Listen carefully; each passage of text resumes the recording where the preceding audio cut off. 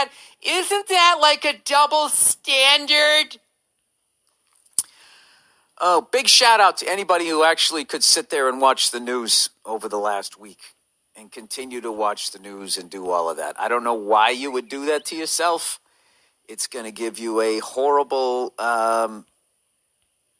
idea of humanity and what people are like. I would venture to say that 99.9% of the population is not rioting, is not pulling people over and then, beating them up, murdering them, or whatever. Okay? But if you want to sit there and watch the news and get all fucking bummed out about that shit, I mean, that is your prerogative. And I salute you for wanting to be that informed. However, I do understand that there's always going to be mouth breathers. And there's always going to be, misdirected anger. There's going to be a bunch of stuff. But you got to keep your eye on the ball on this thing, okay? I just think that there needs to be... The reality is if we ever want to solve this, everyone would have to get involved and everyone would have to give a shit. And I think it would go beyond, just tweeting Black Lives Matter. And there I did my part. Like, you'd really have to, there's no reason to just be still doing this to each other. There's no fucking reason for it. There just isn't. There's no reason for it. And, I don't know. I just don't understand how somebody can be face down with handcuffs, even though it appears there was some sort of altercation in the back of the cruiser. There was some sort of resisting arrest. You shouldn't do that. They already got you. You are handcuffed or whatever. But at some point when you're face down and, handcuffed saying, I can't breathe, I just don't understand. And I'm ignorant of the whole process. I don't understand why you can't just ease up your knee, maybe move your knee off of the neck. You could still be, I don't know what sort of human being with their arms behind their back can do, Was he worried that the guy was going to start doing the worm and fucking flip him off and then, break his handcuffs? I don't know what deal was, but when somebody says they can't breathe.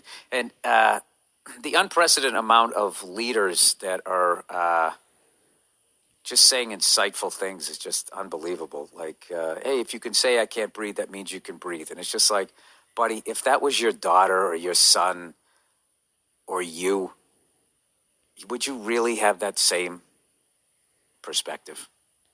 You know what I mean? There's different levels of not being able to breathe. It's not getting a full breath. Okay? That would be like if a fucking python grabbed you and started to squeeze you, and you're like, dude, help me out, help me out. Well, if you can still talk at this point, obviously you can still breathe. It's... So, and even though that dude was from Mississippi, I'm not judging everybody down there in Mississippi. I'm sure there's plenty of people that can kind of see this thing. So hopefully... I think the curfews are a great thing that'll stop the mouth-breathing morons from attacking small businesses for whatever fucking reason. I would think if there was some sort of through line to the outrage, you would go after major corporations rather than mom and pop stores. I don't know why people would do that, but anyway. And then the white people also looting, going down there like it's spring break, hey, let's fucking act like we're oppressed. See what this feels like. I don't understand that either, and it's all just the whole thing is fucking weird. But the focus is that there, and it was so great to see so many police officers saying that situation in Minneapolis was not handled correctly. That is unprecedented. There's always been the cops always just stayed with each other, and it's time to correct that problem. And I think it's time to hear from both sides, because also being a cop, every night you could get killed and you're going up to a vehicle. You have no fucking idea what the person is going to do. You can't see their fucking hands. You don't know what's going on, and who wants to die? Nobody. It's an incredibly difficult job, I would think. So I think there needs to be some empathy. You need to listen. And all of these people, who are just fanning the flames, I just don't understand unless you enjoy it. you just fucking have hate in your heart or something. I don't understand what this is. And, you know, I don't know. But I would not judge people by these idiots at night doing what they're doing. I understand some of the rage and that type of stuff, but I just go into somebody's mom and pop store and just fucking burning it down and taking all their shit. Like, I don't know. That just seems like that's just sort of that's not a smart move. All right, there. I said it. Okay, I said my little fucking piece. What do I? And you know what I'm gonna do now? I'm gonna get back to my fucking job, which is trying to make people laugh during all of this fucking chaos. Hey, Betty. Hey, it's the summertime, everybody. When you're running down the street with the microwave, you know, as much as you shouldn't do that, you know, you're technically also working on your beach body. All right? And goddamn it, the fucking beaches are open. The restaurants are open. I actually ate at a restaurant last night. I was taking my wife for a drive. And there was this burger place we always wanted to go to. So we called up, ordered, went to pick up. We went in and there was people sitting like every 3 booths away from each other. And I was like, you know, it's a burger, it's fries, a root beer. It's going to be messy to eat in the car. I said, can we go over there and sit there? And they're like, yeah. So we did that. I don't know if that was the right thing or the wrong thing to do, but I feel pretty good today. I can tell you that. And I've just been driving around Los Angeles, really learning about the city on these drives, like just kind of getting to something you usually can't do in LA, which is cruise around because there's so much traffic out here. And I've learned about fucking bike paths and this street in Van Nuys where people still, I guess, Wednesday nights, whatever, they still cruise up and down, where they shot like American Graffiti. Had no idea about that. Restaurants, architecture, all these different little subsets of cities outside of LA, beautiful views. And, you know, just being in the entertainment business, for some reason, it's always been all about getting into like Beverly Hills, the Pacific Palisades. Like everybody wants that same view, you know, unobstructed downtown LA all the way out to the ocean. Then I'll be happy. But there are so many more views to have in this city that are just as breathtaking, for like a third of the price. And with people probably who aren't in the entertainment business, so it'd be cool to live out there and just fucking get away from it and shit. So I've really enjoyed doing that. And LA, you know, gets a really bad rap as far as like plastic people and fucking smog and all this shit. It has some of the most beautiful houses and architecture of any city I've ever been in. And the views, if you can just get yourself a little ways up in a hill and look over a couple houses, it looks like Christmas every night. It's fucking amazing. So, I don't know what happened. I somehow really, over the years, have I love this city the way I love like East Coast cities now, and all the food and that type of stuff. And I'm really missing, you know, food trucks and all of that type of shit. But it seems like we're starting to turn the corner on all of this stuff, so that's a good thing. And I think with all of this stuff that's going on, all the other stuff, the George Floyd stuff, I think the best way to go about it, you should, rather than tweeting shit, I think you literally have to like do what feminists did. They knew if we just bitch, no one's going to give a fuck. We have to go after the money. So they would go after the advertisers if there was somebody that they wanted to, you know, silence or make apologize or whatever. For better or worse, sometimes they were right, sometimes they abused their power. But it seems like that's the way to go, that you would talk to politicians and people like that. But I don't know. I actually have a positive feeling about this. I feel like this is going to be a tipping point. The fact that you saw police officers walking with protesters and police officers speaking out against it, saying that's not good police work, you shouldn't do it that way, I think is a major, major step that I have not seen in the past. So actually, as ugly as all of this is and depressing, I think it's going to be a positive thing. So there you go. Look at that. Now let's get to something not positive. Let's talk about the presidential election coming up. Biden versus Trump, or as I like to call it, the dud versus the dope. Democrats, are you trying to lose the election? Once again, boxing out Bernie Sanders is in 100% full effect. I mean, that is the fight you want to see. This is like when you want to see Pacquiao Mayweather, but fucking Mayweather keeps fighting all these other fucking guys.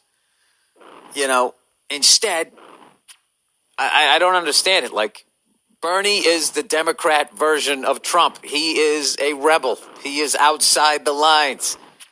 All right? You got to fight fire with fire. They're going to bring another company man in like they did with Hillary.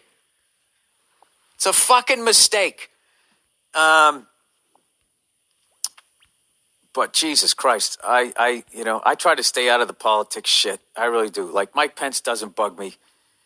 It's just, but watching a guy fanning the fucking flames and talking about shooting American citizens with the National Guard, like, that guy is just like, he can't be that dumb. He just doesn't, you turn on a microphone, he's just going to start talking. Like, if this guy was in the fucking mob, like, I don't even think, he wouldn't even get whacked because he wouldn't even ascend to any sort of level.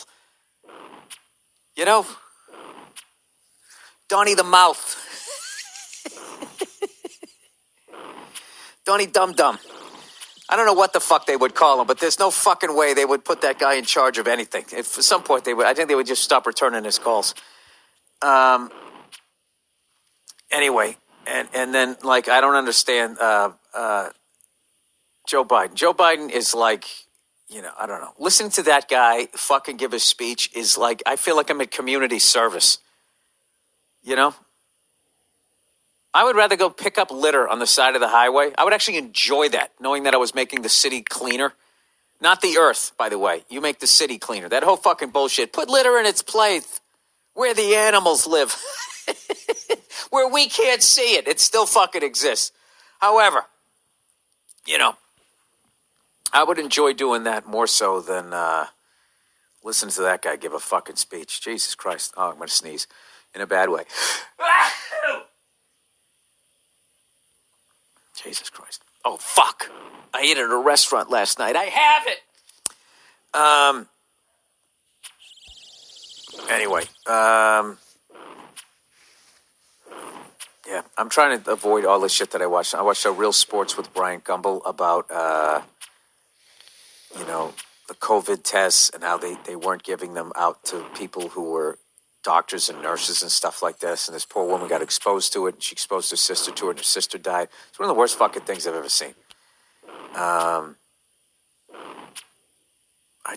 Here's a question I have for you guys. Why, when there's a decision on the table, choosing more money or choosing the right thing, why is it never the same? It's always a fork in the road. Why is more money always worse morally? I don't know. I've been fascinated with the whole human fucking behavior. Looking at it, knowing that I'm also human. So I'm not judging people, and I've been guilty of this. I really think that human beings, at the end of the day, one of our major flaws is we would rather win than be right. I find myself so many times arguing with my wife about fucking, and she gives me, some sort of feminist rhetoric, and I'll actually know she's right. And just because she's saying it about guys and I'm a guy, I just will fucking argue it. And it takes me like 2 or 3 days to be like, all right, you know what? You were right. She's like, why the fuck can you just say that? Because I'm a fucking human being.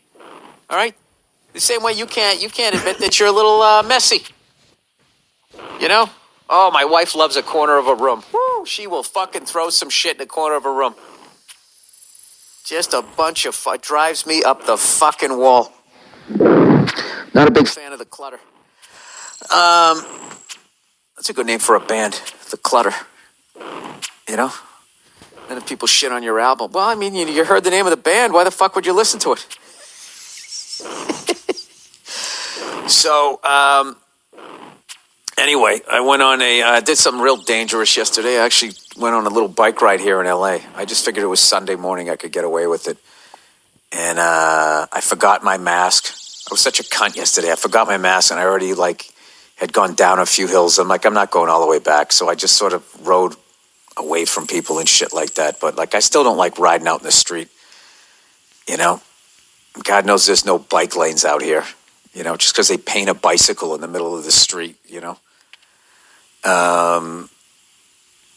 And just the way some people ride bicycles. That fucking thing where you're riding down the street and you and somebody else are riding and you ride next to the person, blocking the whole fucking street so nobody can pass as you guys sit there shooting the shit. There's two types of people that ride bicycles. There's the people that just wear regular clothes, and I find them to be courteous. And then there's the people who dress like they're in the Tour de France and act like it's a fucking bike race. And they're the biggest cunts on the planet. And they blow through stop signs. Like, that was what I did yesterday. I made sure that I stopped at every fucking stop sign. Now, by stop I rode as slowly as humanly possible before I could then continue. It was a sort of a rolling stop. You know what I mean? But I did stop. I didn't just do that thing where you stand up on your pedals and you look left and right and blow through a fucking red light. And then you get hit and then they frost your bicycle like something tragic happened. Not saying every person that died on a bicycle was not hit tragically because somebody was texting. Not saying that either. But I realized I'm too old to a 10 or 12 speed design with those handles because the way you're positioned and then you have to have your head up fucking hurts my neck. So I need to go more of like the beach rambler, beach fucking, what do you call those things? Mountain bike thing. You know, mountain bike style while not being on a mountain, whatever you call that. I think you call that white guy over 50 bicycle. Cycling? Is that what it's called? Is that what people talk about? My shoulder rehab, people, if you're rehabbing a rotator cuff, I finally learned that you have to go excruciatingly slow, even though that information was conveyed to me immediately. It's taken me all these years, and I'm using the pink weight 1 pounder. I did 2 sets of 10, and the last one I did 11, and I didn't even have to ice it. No anti-inflammatory, nothing. It's felt great the last 2 days. So tomorrow is another rehab day. Every 3 days I do it. I do these exercises, and this time I'm gonna try to go 3 sets of 11. You know, the old me would be like, hey, let's go up to fucking 12 or 13 for 3 sets, and that's just enough to twinge the fucking thing. So if I can just get this fucking thing up, once I get up, I know I keep saying this, but I'm saying it for me so I can get past this shit. Once you get up to like 4 or 5 pounds doing the exercises that I'm doing, then you can increase weight without having to worry. But that going from 1 pound to 2 pounds, I told you my deal. I'm going to get all the way up to 3 sets of 20. So 60 reps, 60 pounds. And then when I switch to a 2 pounder, I'm going to do the 1 pounder, 2 sets of maybe 15 each. And then the third set is going to be with the 2 pounder, and I'm only going to do 3 reps and see how that feels. And then I will gradually increase it up to where I can do 1 full set with the 2 pounder, and the first 2 sets are still going to be with the 1 pound and plus the warm up, and just gradually increase that and just gauge it on how much my shoulder's talking to me to move forward, back off, or stay where I'm at. And I don't know why I didn't do that before, but probably because I was traveling and all of that shit. But I talked to my agent yesterday about possibly setting up some shows. There's a particular venue out here that is, struggling or whatever. So I was thinking of doing like a little run of shows there, and I won't charge him anything. People pay some money for the tickets. They buy some alcohol, have a good fucking time. That guy makes his money. I don't need to do shit. All I need to do is just go up there and shake the rust off and all of that type of stuff. I think it'd be a good thing for everybody. So hopefully I can put that together sooner rather than later. Sorry, got the hiccups. All right, let's talk about some shit here that happened in my life. So I went out to my little podcast studio / drum studio / garage, and I opened the side door, okay? I have a nice little carpet down and all of that shit, right? And I come walking in, and there's a little gecko. Somehow it's got in through the side door, which I don't know. They can really fucking flatten out their bodies. I don't know what their deal is. So I'm like, Jesus Christ. So I go to give it a little flip, up and over the threshold to get it out of there. But I didn't want to hurt him, but I also needed to get him out of there. So I sort of, no pun intended with the reptile reference here, I sort of alligator armed it with my foot, and I missed him. And God bless him, he took off. And he was on a hardwood floor before he got to the carpet. And that was my last window to try and get this fucker. And then once he got to the carpet, he went underneath my suitcase. And by the time I zoomed the wheels, pushed it out of the way, he was underneath the couch. And the couch sits real low, like a fucking lowrider, right? Sort of couch, not high legs or anything. So I put the flashlight, my phone, I now have a phone again, and I saw the little fucker underneath there, right? So I had this old Rolling Stone one, the one that Adam Yauch was on the cover when he died, right? And I'm trying to fucking push him out, and I just couldn't get him. And then I just decided, like, you know what?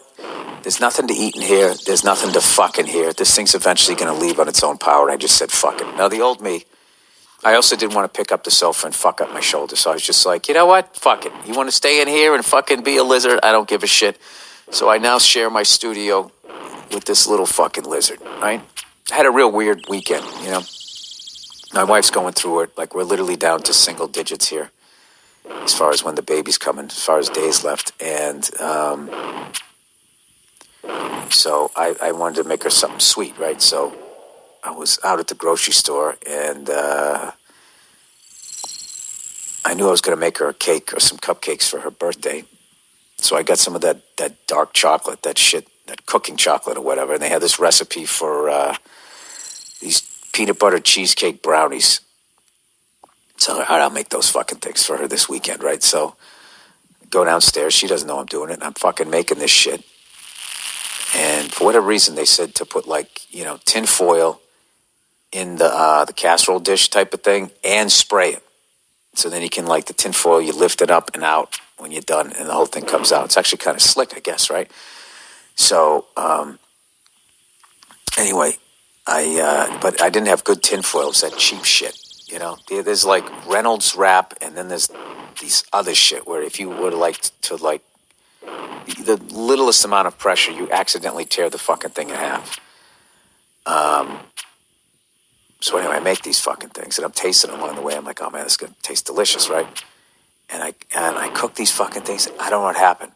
I cut out a square, and I ate it, and immediately, it was the worst fucking tasting thing I'd ever tasted in my life. You know what? It reminded me of a long time ago. I had season tickets to the Pats in 1989, right? I always tell you that, but I did, right? And we were all shit-faced, and we thought we had the grill going, so we put our food on it, our burgers and stuff, and then the fire went out. We had to get it going again, and we were so hammered, we were shooting lighter fluid onto the charcoals, but it was also getting onto the burgers. And when I ate the burger, it was just like I could taste the lighter fluid in it, but I was so fucking hammered and hungry, I ate it anyways, and like the fucking hangover I got was brutal. So I was eating this peanut butter cheesecake brownie, and I was having a flashback to that. Like, why does it taste like there's like chemicals in it? This is fucking terrible. And I was done eating it, I came upstairs, I told my wife, I said, I blew it, man. They don't eat them. They're terrible. I'm going to throw them out tomorrow morning. The next day I went downstairs, and I went to throw them out, and I looked at the space where the brownie was, and there was a little triangle piece of fucking aluminum foil gone. I think I ate the aluminum foil. That was the that was the taste, because I then ate in the center where it didn't stick, and they were fucking delicious. So I don't know what the point of that story was. Just be careful, people. If you're out there baking during this fucking pandemic, if you have the cheap shit aluminum foil, which was all that was left where I went, just watch out, because that stuff, you eat aluminum foil, it stays with you for a few days. Oh, by the way, here's something that I'm going to attempt. And I want to thank all you guys for listening to my podcast over the years, because I'm going to fuck with electricity in my house. Oh, Jesus! And there's just a couple of outlets, about 3 or 4, where one of the outlets works, and the other one, if you go to stick it in, like, it's like a baby when it doesn't like what you're giving and just sort of just lets it dribble back down its chin, doesn't like what it's eating, That's what it just sort of spits the plug out. So I need some new outlets. And I watched this YouTube video of a guy replacing them. It looks really easy. I'm just terrified of electricity. But fortunately, our fuse box, everything is labeled correctly. And I know all you do is you just plug a lamp into the outlet, you turn it on, it's good, and then you throw the switch, and if you come, the fucking thing's off, it doesn't work, you're good. So I'm going to be attempting that. And I'm just going to do one. If I get that, then I'll be good. And I watched a bunch of videos, and I'm aware to not, when you go to put the wire back in, if it's the one where you got to wrap it around, make sure there's no insulation in there. And then also make sure that you don't take away too much insulation where there's bare wire beyond where it would wrap around. You want the insulation to go right up to where the nut is that you wrap it around and screw it back in. So I understand all of that shit. And I'm going to give it a shot. Fuck it. Oh, Billy, fix it. All right, Helix, everybody. Some advertising here. Helix. Oh, this is where they wrote this copy for me. I'm pretty one of a kind, right? I'm unique. I like to think I'm special. Well, Helix Sleep makes mattresses made for how unique we all are and how we all sleep differently. Not being able to sleep because of today's politics, your love life, any other drama you talk about in your show. Oh, I guess I was supposed to talk about that. Sleeping on, how about the fact I'm having a kid any friggin' day and I'm going to be 52 years old? And I'm wondering if I'm going to, stay alive here long enough. Sleeping on a terrible mattress in before Helix / on the road. What is this, like just suggestions for me to improv? Your content putting people to sleep. Any other funny stereotypes / anecdotes / thoughts that fit your content. Oh, this is like direction. Can I start this over again? Let's go back to one. Okay, I've done a couple of movies. Here we go. Helix. People, I'm pretty one of a kind, right? I'm unique. Well, Helix Sleep makes mattresses made for how unique we all are and how we all sleep differently. I haven't been able to sleep because of my rotator cuff. Boy, oh boy, I would love a mattress. Helix Sleep makes personalized mattresses made right here in America. Yeah! And shipped straight to your door with free, no-contact delivery, free returns, gross, and a 100-night sleep trial. Gross! To choose a mattress, Helix made a quiz that takes just 2 minutes to complete and matches your body type and sleep preferences to the perfect mattress for you.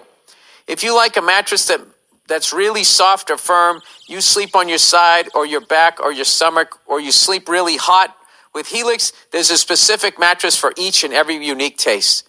I love Helix, but you don't need to take my word for it. Helix was awarded the #1 best overall mattress pick of 2020 by GQ Magazine, Wired Magazine, and Apartment Therapy. Just go to helixsleep.com/bird, take their 2-minute sleep quiz, and they'll match you to a customized mattress that will give you the best sleep of your life. They have a 10-year warranty, and you get to try it out for 100 nights risk-free. They'll even pick it up and give you a full refund if you don't love it, but you will. You know what that reminds me of? My wife was watching My 600-Pound Life last night. And there was this big fat guy who weighed over 600 pounds, and the doctor comes in, he says, "Hey, buddy, if you don't drop some weight, we can't do the fucking bypass stomach fucking shrinkage thing to you." And he's like, "Okay, but I need my pain meds. I'm in a lot of pain." The guy's like, "I'm not giving you any pain. You're in pain because you're overweight, all right? Lay off the pizzas." So what does this guy do? He fucking eats a bunch of pizzas. He gains fucking 80 pounds, which is putting on like 5 pounds at that weight. He gains 80 fucking pounds and also pulls out all of his fucking hair on the top of his head, one strand at a time. So the guy comes back to check on him. He's now 685 pounds, and he looks like fucking Ben Franklin at 28, because he still had black hair. Had great fucking head of hair. It killed me watching him pull all of that out, And he was just really a manipulating type of a personality, and I was really having a reaction to it. Nia was trying to watch it. I was like, they should just let this guy die. I mean, what is he doing?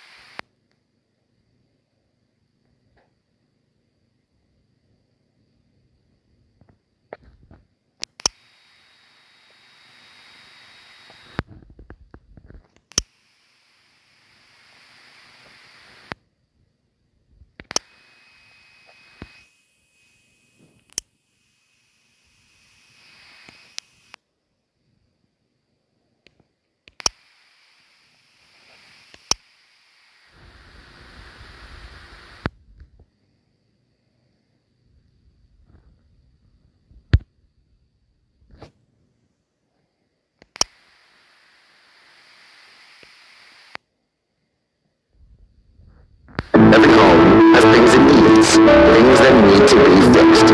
Or fixed up. The Home Depot has online ordering.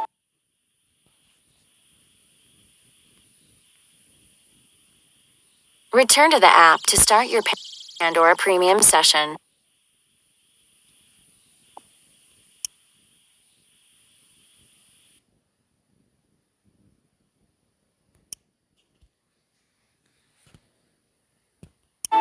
Free delivery and the low prices to help you get it done. The Home Depot. How doers get more done.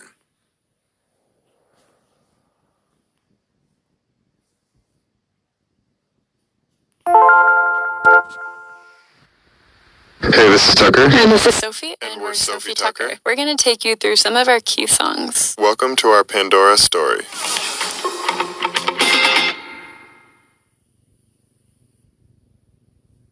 Purple Hat was inspired by our animal talk parties, which are these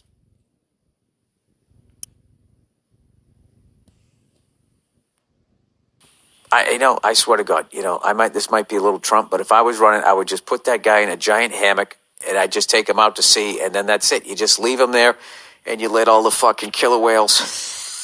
That's so fucking mean. I'm sorry. I mean, he was like human sushi. Anyway, let's get back to the advertising here. Hymns, everybody. What a common issue men face. Well, okay, what's a common issue men face but don't always want to talk about? Think long and hard. Do you get it? 40% of men by age 40 struggle with not being able to get and maintain an erection. Look at me. I'm doing all right then, huh? Why do guys turn to weird solutions or do nothing when they can turn instead